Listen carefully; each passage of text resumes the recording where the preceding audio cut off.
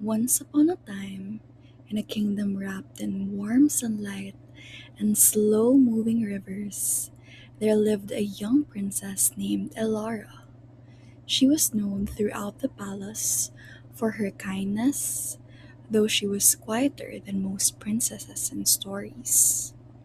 While others enjoyed grand feasts and dancing in crowded halls, Elara loved peaceful things.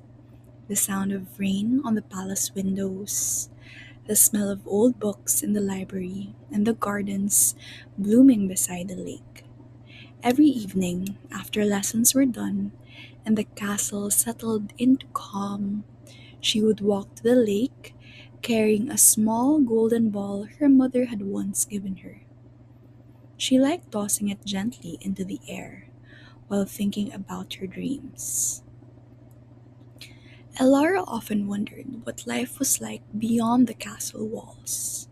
She had everything she could need, yet sometimes she felt lonely in a way she couldn't explain. One warm afternoon, near the end of summer, she wandered farther into the gardens than usual. Dragonflies skimmed across the water, and the willow trees dipped their branches into the lake like sleepy dancers. Elara sat beside the water and tossed her golden ball higher than before. Up it went, bright against the sky, then down. But instead of falling into her hands, the ball slipped through her fingers, bounced once against the stone, and rolled straight into the deepest part of the lake. Oh no! Elara whispered, rushing to the edge. She knelt and reached into the water, but the ball had vanished beneath the dark ripples. She searched and searched, but the lake only reflected her worried face back at her. At last, she sighed and sat beneath the willow tree, trying not to cry. You seem terribly sad. The voice was small and croaky, yet gentle. Elara looked around in surprise. There, resting on a lily pad, sat a green little frog with bright golden eyes. Oh, she said softly, you startled me. The frog blinked slowly. You lost something important. My mother's golden ball, Elara replied. It sank into the lake. The frog tilted his head thoughtfully. I could retrieve it for you, he said, but in return I would ask for something. Elara leaned closer. Anything reasonable. The frog gave a tiny smile. I ask only for friendship. Sit with me sometimes. Speak with me kindly. Let me share your meals and your stories. Elara was surprised. It seemed such a simple request. You would want that? She asked. It can be lonely, the frog said quietly, living unseen. Elara's heart softened. Then yes, she said warmly. If you bring back the ball, I promise to be your friend. Without another word, the frog slipped into the water. The lake grew still. For a moment, Elara wondered if he had disappeared forever. Then, bubbles rose to the surface, and up came the frog, carrying the golden ball carefully balanced on his head. You found it! Elara laughed. She reached for the ball with relief, but just as quickly, excitement carried her away. Hugging the ball tightly, she stood and hurried toward the castle. Wait, called the frog from behind her. Elara slowed. The frog's voice was not angry, only sad. You promised. Shame warmed her cheeks. She looked back at the tiny creature beside the lake and realized how easy it had been to forget him once she had what she wanted. Slowly, she walked back. You're right, she said. I'm sorry. The frog gave a little nod, and together they made their way toward the castle. At dinner that evening, the great hall glowed with candlelight. Musicians played softly, while servants carried silver trays filled with warm bread and honey roasted vegetables. When Alara entered with the frog beside her, the hall fell silent. Her father, the king, lowered his cup in surprise. "My dear," he said carefully, "who is your companion?" Alara swallowed nervously. "This is my friend," she said. "He helped me today." Some of the courtiers whispered and hid smiles behind their hands. But the king simply studied his daughter's face. At last, he said kindly, "Then your friend is welcome here." The frog bowed politely.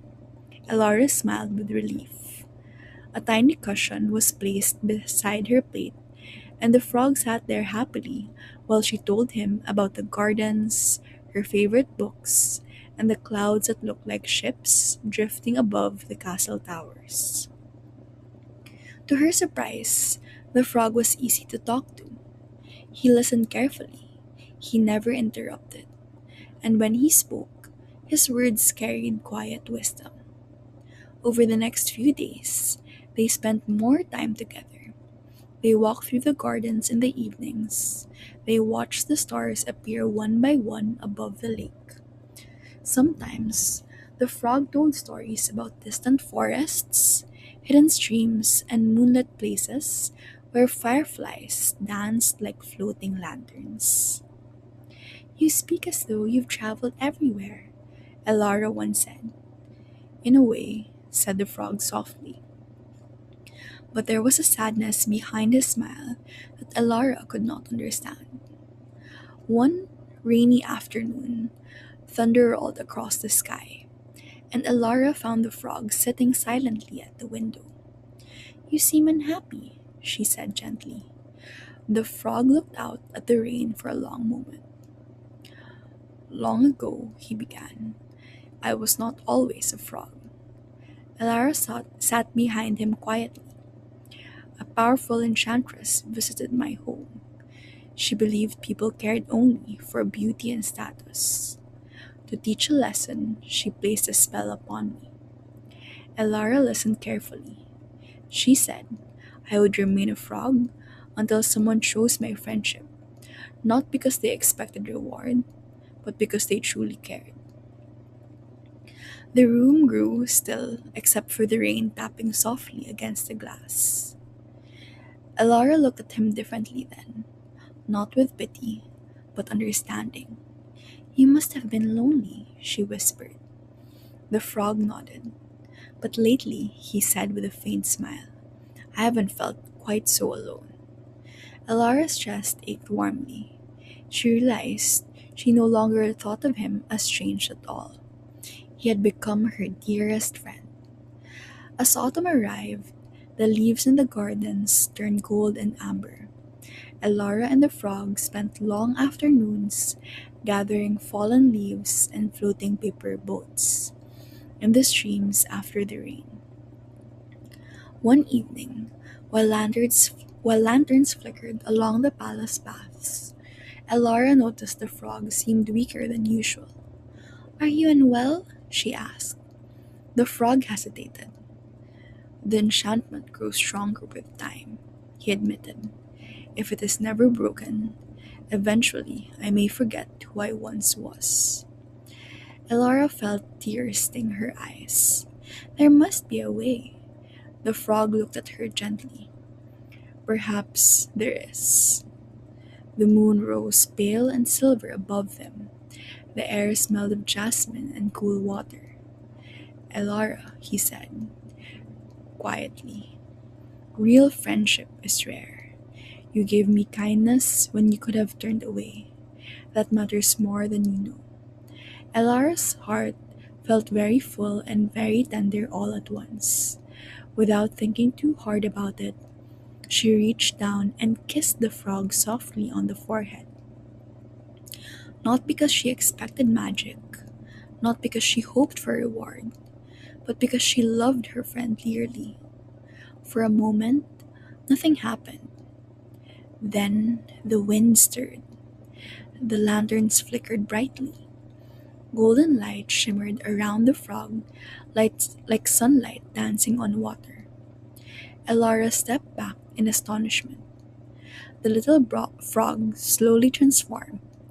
The green skin faded. The tiny form stretched taller, and standing before her now was a young prince with kind, golden brown eyes. The very same eyes the frog had always had. He looked at his hands in wonder. The spell, he whispered. Elara smiled through happy tears. It's broken. The prince bowed deeply. My name is Rowan, he said softly, and you saved me. The kingdom rejoiced when they heard the story. But what made Elara happiest was not that her friend had become a prince. It was that he was still the same gentle soul who had sat beside her at the lake and listened when she felt lonely. And Rowan, for his part, never forgot the quiet princess who had seen worth in a small green frog when no one else would have. Together, they brought warmth and kindness to the kingdom. They filled the palace gardens with music and laughter. They opened the castle gates to travelers and children and anyone in need of comfort.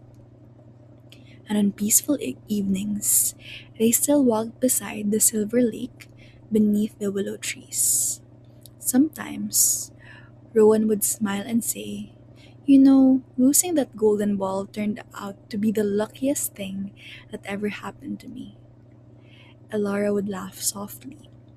Then they would sit together, listening to the ripple under the moonlight, grateful for the strange and gentle path that had brought them together.